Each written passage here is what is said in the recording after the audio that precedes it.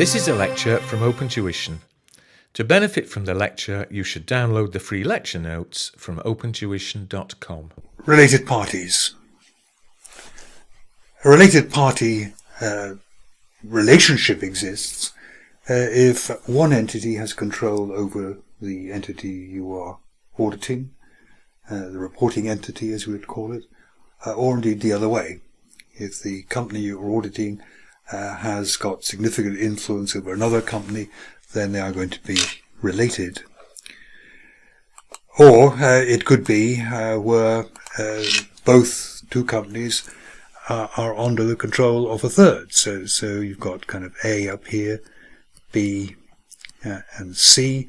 There's no direct relationship between B and C, but both of them are controlled by A here. A can, of course, give instructions to, say, managers of B to sell goods to C at maybe costs, prices which are not normal, which are not realistic. And the effect would therefore be to transfer value in some way between B and C. If they're all kind of 100% subsidiaries here, B and C, it doesn't much matter where the value is, perhaps. But what about if you had some minority interests in B? So somebody owns 20% of B, and B sells goods to C at a very cheap rate. It makes C rich. It impoverishes B because B is not making much profit on that. And it's really the minority shareholders who are going to particularly lose out on that. It's not illegal to have related parties. It's unavoidable, really. It's not illegal to have transactions with related parties. And again, in any sort of group, that's not normal, if you like. But the important thing is that the related party transactions are properly disclosed in line with the accounting standards. So people know what's been going on between these related parties and can maybe make a judgment about whether or not they are acting properly or potentially fraudulently. So the auditors have to, first of all, discover related parties, and then they have to make sure that they can isolate, if you like, the transactions between related parties, and then they have to make sure that the proper disclosures are made according to the accounting standards. However, there's a high risk that an auditor will not discover that two parties are related. What happens if the transactions take place without charge? What happens if, when transferring goods from B to C here, we just drive a lorry to B, load it up with inventory, and drive it around to C without any accounting records being made at all? And again, the effect is to impoverish B and to enrich C, and to hurt any minority interests there's going to be in B. It just doesn't enter into the accounting systems, and therefore the auditors are very likely to overlook it. It could be a party that the auditor doesn't know about. So instead of A being a company, A could be a person. And this person controls B and C, but doesn't tell the auditor that they have control of C, and goods still go missing out of B. Management conceals the relationship in some way and obscures the relationship. And indeed, that's easy if they're very complex group structures, where you might not actually be very sure or be able to really easily discover whether there's enough control going between two entities to qualify for this significant influence. So it's really a bit of a headache for auditors to identify. Once you've identified it, then the work isn't too bad, although you have to be confident you can pick up all of the transactions between these parties. And again, if there's no charge, even if you know about the related party, if there's no charge between them, it could be still quite difficult to ensure all the transactions have been isolated and picked up, and that therefore they have all been properly disclosed. What we're worried about is fraud risk, a way of moving money around and value around between companies to enrich some people and to make others poorer.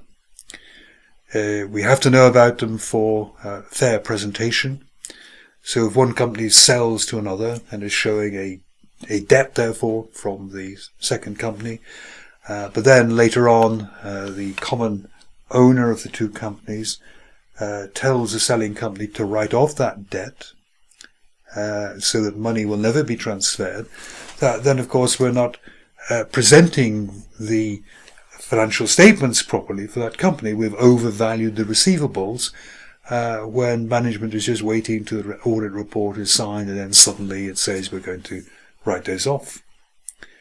And we have to comply. We have to comply with the accounting standards, really, if we are going to be obtaining a clean audit report. The sorts of evidence that the auditors will be looking for, the sorts of audit procedures they will follow, you will inquire of management. And you see right at the bottom of this list, there's going to be written representations that all related parties have been identified, all transactions have been reported, or alternatively, that there aren't any. Have a look at last year's working papers where related party transactions and relationships may have been discovered, and presumably they might still be there. Look at the minutes. The minutes might disclose some agreement to sell to another company at a price that's not an arm's length price, and this could be evidence that they're doing that because of related party transactions. Look for unusual transactions. So nearly all the time a particular product has been sold for 10,000 and suddenly it's sold at 1,000 to another company. Why are they doing that? Why is this particular company getting these outrageously cheap prices? And one suspicion is, of course, that it's a related party transaction. Review bank certificates. Bank certificates, as well as saying balances, they will usually state matters to do with security. Whether a loan has been secured on the assets of a business. So if you see the bank certificate for company A, and then you see that this has been secured by a mortgage and property of company B, why would an entirely related company provide security for your loan? And again, the easy explanation is that they're not truly separate. Inquire into the names of pension trustees. Pension trustees can be related parties. Review the principal shareholders. So you have got two companies, you're wondering about related party transactions, and you find both of these companies are 80% owned by the same shareholder. So there you have proven this kind of ABC relationship we talked about. Two companies under the significant influence of a third entity. Review correspondence with lawyers. They may begin talking about other companies that you've not heard about. They may begin looking for contractual details and so on that may give the game away. Look at investment activities.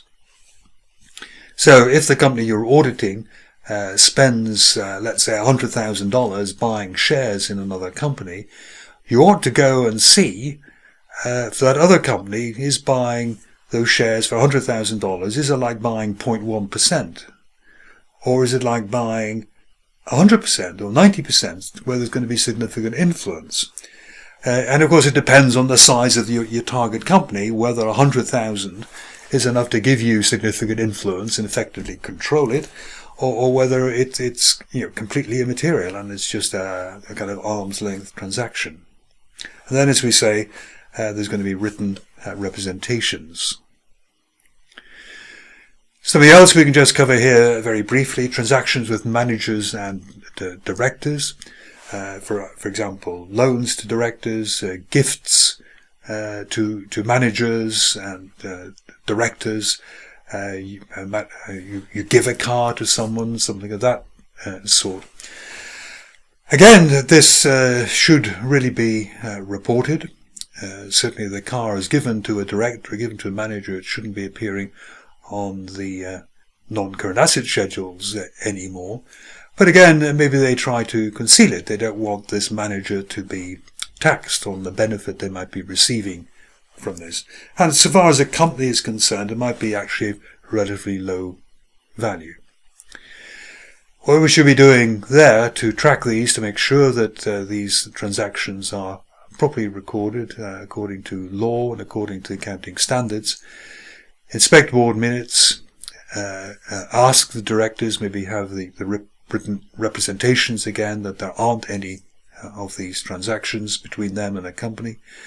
And we have to consider the legality of this. And of course it could impinge on tax law and so on, as we've been trying to conceal income tax type benefits.